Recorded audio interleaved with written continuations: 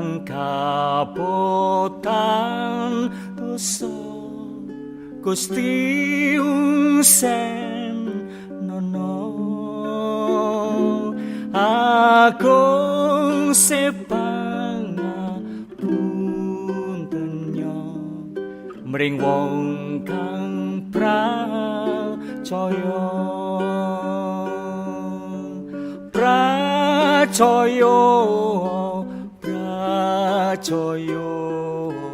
mung pracaya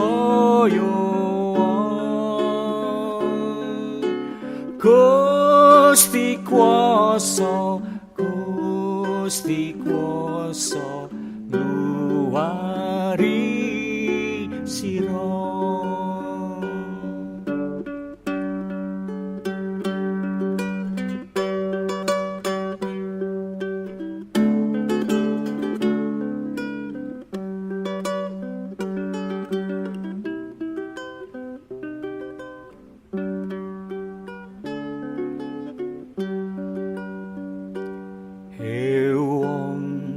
Kang kabotan dosa Gusti usen ana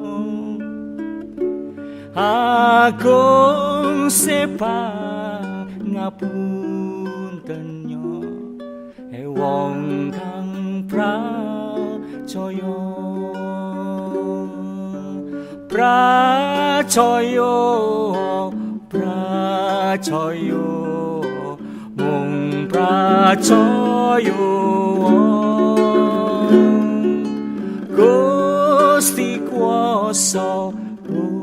Gusti kuasa ngluwari sira.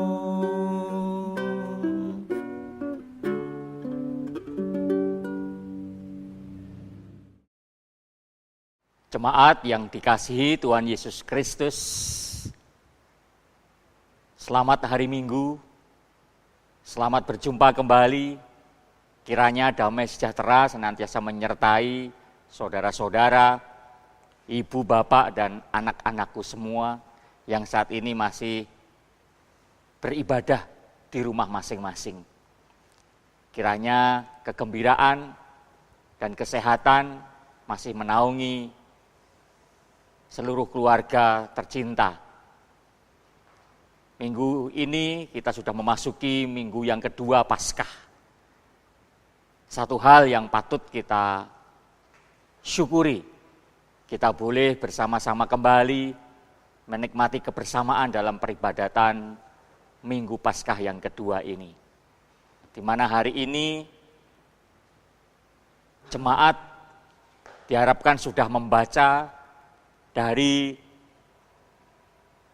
Injil Yesus Kristus menurut kesaksian Rasul Yohanes pasalnya yang ke-20 dibaca mulai ayat 19 sampai yang ke-29 dengan mengambil tema Aku percaya maka aku bersaksi.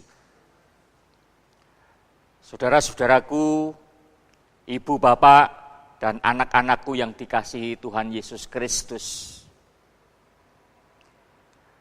Pasca kematian Tuhan Yesus di kayu salib, membuat iman para murid menjadi terguncang.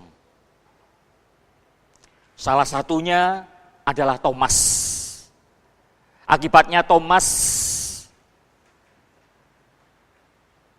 memilih meninggalkan persekutuan dan kebersamaan yang biasa dilakukan para murid ketika masih bersama Tuhan Yesus.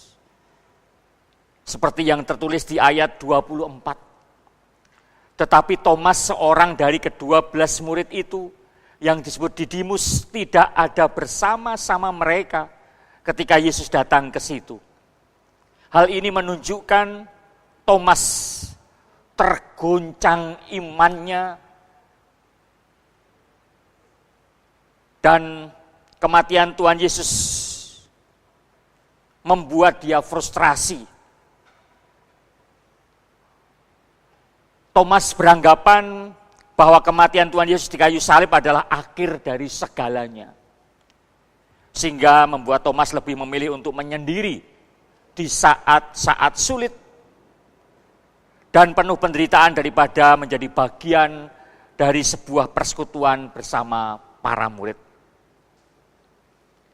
Bukankah sikap Thomas menjadi potret umat, potret saya dan saudara-saudara jika sedang mengalami masalah, jika sedang mengalami penderitaan maupun kekecewaan?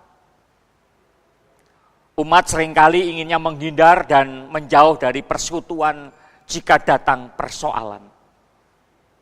Tentu hal itu tidak baik dan tentu ini tidak mendidik. Semoga saja saudara tidak meniru seperti yang dilakukan Thomas. Tindakan seperti itu sebenarnya sama saja saudara sedang lari dan menjauh dari Tuhan. Hal itu bukan sikap umat yang bertanggung jawab, bukan sikap umat yang dewasa. Pasti Tuhan tidak berkenan dan Tuhan tidak akan membiarkan hal itu terjadi pada umatnya. Seperti yang ditunjukkan Tuhan Yesus kepada Thomas. Dengan penuh kesabaran dan penuh kasih sayang, Tuhan Yesus berkenan menjumpai Thomas secara pribadi. Tuhan Yesus tidak membiarkan Thomas hidup di dalam kegundahan dan juga di dalam keputusasaan. Sekalipun Thomas pernah berucap, sebelum aku melihat paku, bekas paku pada tangannya, dan sebelum aku mencucukkan jariku ke dalam bekas paku itu, dan mencucukkan tanganku ke dalam lambungnya, sekali-kali aku tidak akan percaya. Itu ungkapan ketidakpercayaan Thomas kepada Tuhan Yesus. Coba bayangkan, jika hal itu terjadi pada saudara, ketika keberadaan dan kemampuan saudara diremehkan, ketika kemampuan saudara diragukan, bahkan sudah tidak dipercaya lagi, sudah pasti saudara akan kecewa, sudah pasti saudara akan sedih, bahkan mungkin saudara akan marah. Membuat relasi saudara tentunya menjadi putus, menjadi tidak baik. Tetapi tidak bagi Tuhan Yesus. Tuhan Yesus saat itu tidak kemudian menjadi marah dan tidak kemudian memutus hubungan apalagi menghukum Thomas. Sebaliknya Tuhan Yesus yang punya inisiatif untuk menjumpai Thomas dan berkata seperti yang tertulis di ayat 27. Taruhlah jarimu di sini dan lihatlah tanganku. Ulurkanlah tanganmu dan cucukkan ke dalam lambungku, dan jangan engkau tidak percaya lagi, melainkan percayalah. Akhirnya Thomas menjadi percaya ketika Tuhan Yesus pada saat itu menjumpainya dan menunjukkan cinta kasihnya. Bahkan tangannya yang menjadi bekas paku dan lambung yang pernah dihunus tombak dipertontonkan kepada Thomas untuk membuktikan bahwa Yesus adalah Sang Mesias yang selama ini dia tidak percayai. Akhirnya Thomas menjadi percaya. Yang kemudian dia mengungkapkan, ya Tuhanku dan Allahku, di ayat 28. Semua itu menjadi bukti bahwa kasih Allah dan pengampunannya begitu besar, sehingga mampu menobatkan Thomas dari ketidakpercayaannya. Pengalaman kasih Tuhan yang Thomas rasakan meneguhkan dia mau menjadi saksi dengan menjadi pelayan Tuhan Yesus yang sejati. Selanjutnya, bagaimana dengan saudara? Bagaimana dengan ibu, bapak? Bagaimana dengan anak-anak? Bukankah saudara orang percaya dan beriman bahwa Tuhan Yesus yang bangkit adalah Tuhan Yesus yang disalibkan? Lalu, apa manifestasi atau perwujudan iman saudara kalau Tuhan Yesus sudah bangkit? Adakah sesuatu kehidupan saudara berubah menuju kehidupan baru? Atau setidaknya adakah peningkatan atas kualitas hidup saudara selama ini? Kualitas pelayanan saudara selama ini sudahkah semakin terus ditingkatkan? Oleh karena itu, mari kita meneliti diri kita masing-masing. Tanpa melihat orang lain, lihatlah diri kita masing-masing. Sebagai perwujudan kesaksian saudara akan kebangkitan Tuhan Yesus. Sudahkah saudara hidup benar, hidup jujur, hidup tulus, hidup setia, hidup konsisten, hidup konsekuen, dan hidup penuh komitmen? Itu yang harus terus dipertanyakan dalam setiap pribadi kita masing-masing. Untuk mempercayai Tuhan Yesus yang bangkit. Yang penting bukan minta bukti, tetapi tanda yang mempengaruhi perubahan secara total. Dari putus asa menjadi penuh pengharapan dan penuh semangat. Itu yang harus ditunjukkan sebagai orang-orang yang mau bersaksi bahwa Yesus sungguh sudah bangkit. Takut, yang awalnya takut menjadi pemberani dan berani bersaksi. Semoga saudara tidak terjebak mengandalkan logika manusia di dalam beriman kita kepada Tuhan Yesus Kristus. Kiranya jangan mengulangi seperti yang dilakukan Thomas. Hidup saudara pasti tidak akan terberkati ketika kita melakukan seperti Thomas. Terlebih, hidup tidak semuanya bisa diselesaikan berdasarkan logika manusia. Seperti pengalaman Samantha, gadis remaja yang masih berumur belasan tahun. Sekali waktu dia menggabungkan diri dengan para pendaki profesional untuk menaklukkan salah satu puncak gunung yang tertinggi. Melihat postur tubuh, melihat usia dan pengalaman yang minim, banyak orang meragukan dan meremehkan Samantha bisa mencapai puncak gunung.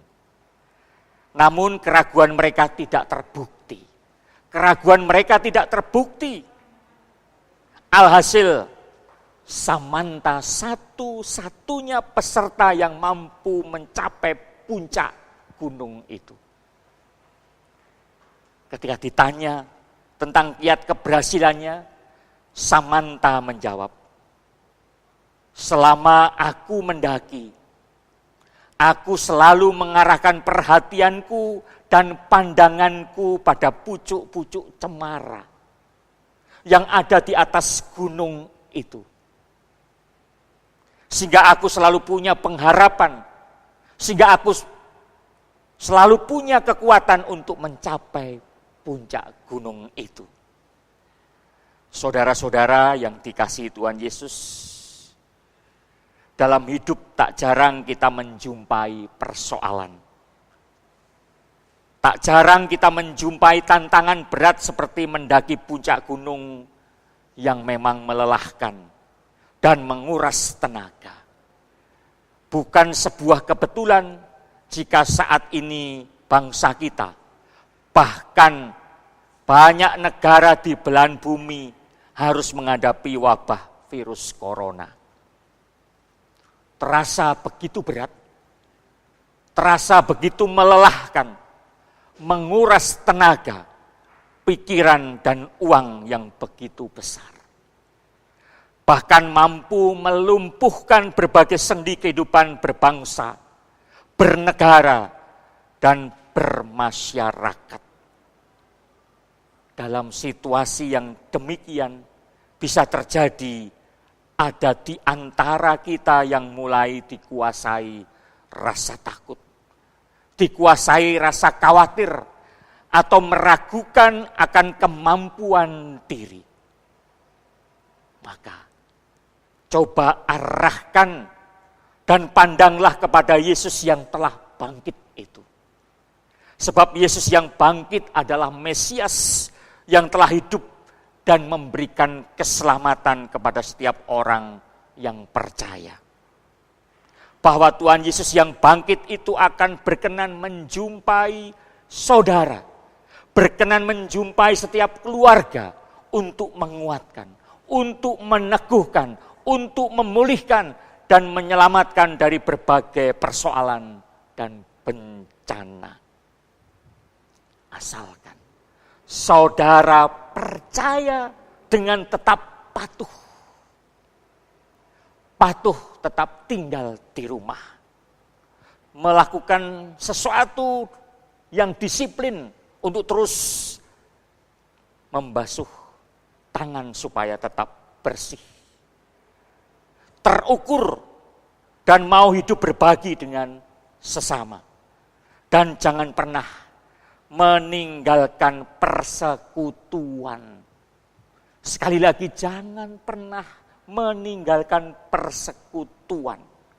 Bahkan ini kesempatan kita untuk hidup lebih dekat dengan Tuhan yang ditunjukkan melalui hubungan yang semakin mesra bersama keluarga tercinta dan bersama orang-orang yang kita kasihi, dan tentu juga bersama sahabat dan sesama kita.